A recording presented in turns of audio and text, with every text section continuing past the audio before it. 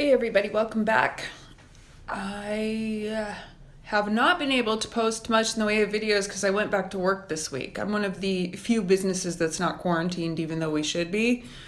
Not quite sure why we're not, but I'm in my little cubicle making phone calls. And I do talk to attorneys, so I've been talking to attorneys in Colorado Springs this week, or they're gatekeepers because none of the attorneys are in their offices. And I keep asking them, are they going to court? And some say yes, and some say no, and some say it just matters what the case is. Or it depends on what the case is. So I'm not really sure what's happening there. Here's the part that freaked me out for those of you that subscribe to me or follow what I do.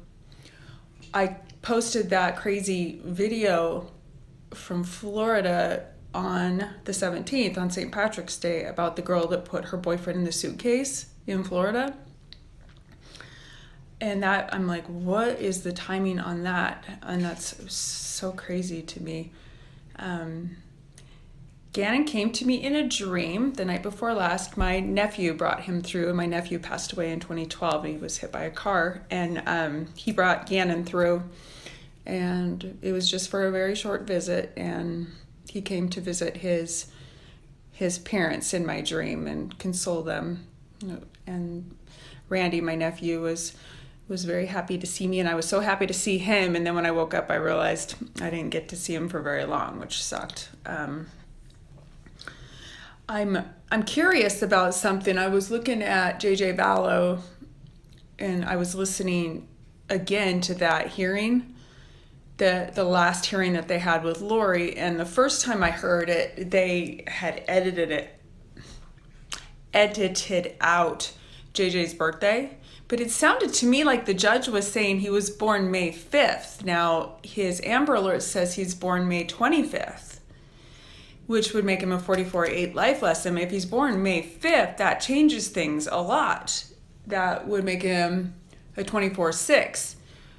Does anybody know his actual birthday? Is it May 25th or is it May the 5th? Because it sounded to me like, when I heard it unedited, that the judge kept saying May 5th. And if it's May 5th, then he was in an ending vibration in June. So that would be really important to know that. So if anybody has that actual information, that would be really helpful, because I went off of the Amber Alert to get their birthdays. People see that, Lori's attorneys are quitting on her, whatever. They're quitting on her most likely because she has no money, and it doesn't look like Chad's going to pay her way. I'm wondering if Chad's going to suddenly stop coming to court, and then he's just going to poof disappear. I wonder what's happening there. But they pissed through a lot of Tammy's life insurance, living the good life there for a while. So he's not going to shell out $100,000 just to, end up losing it anyway in lawyers' fees and all of that. Why would he? He knows what's going on. So it's like, it was fun for a while, but now I don't really want to shell out the cash to bail you out temporarily. She's just going to have to end up going back anyways. But I wonder what's going on with him. And I also wonder what's happening with Tammy's autopsy report. So I don't wait well. I just think, I don't know about you guys, just such a overwhelming sadness that has taken over this week. So my theory, which was always my theory, the day that Miss Letecia put all those miles on that rental car, she must have stashed that suitcase somewhere far away. And then when she made her leap across the country towards South Carolina, she made a little detour there, or she went to South Carolina, came back, grabbed it, and did something there where it didn't look like she, because she clearly, logistically, I don't think could have gone straight there. I don't know. There's too much of the unknown here right now. I'll have to track her days. and see where she was. We're looking at, let's see, we're looking at February 3rd through the 5th. I can do that right now, actually. So we got, what, 21, 29. She's in a 33, so she'd be in a 35.8 vibration by February. So she was in a 3811, 39, and a 40. There's more traveling that happens under that 39. So I would say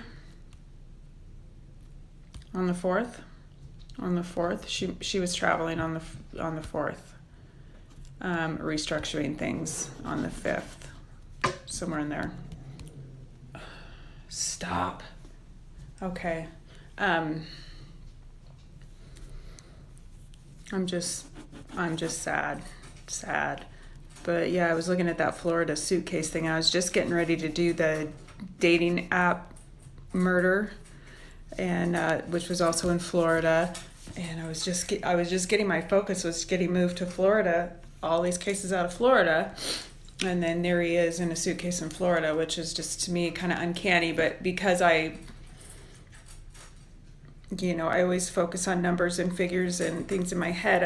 I mean, honestly, who would know to even think to go there? It just, hindsight's 2020. It just freaking sucks, man. So sorry, this is kind of a downer. I don't have one of my cute little anecdotes to start this off with today, but so I will try to do more here as we get things. But as far as this trial goes, I hate the thought of waiting. I want her to go, but it's going to be up to this state and their regulations and what they're doing. So every attorney's office that I've talked to in Colorado Springs, and I've made a point of calling all the family attorneys, there's not enough criminal allocation there for me to call and talk to the criminal attorneys, but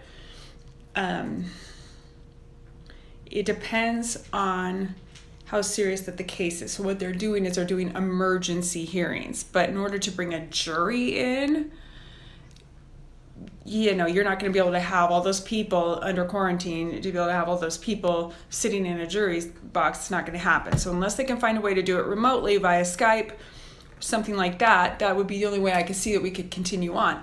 But they do need to, have a guilty, not guilty. I'm hoping we can go that far. I want to see what she's going to do. I want to see how she's going to try to talk her way out of this. So let me know your thoughts, guys, where we should proceed with this, and I will talk to you soon.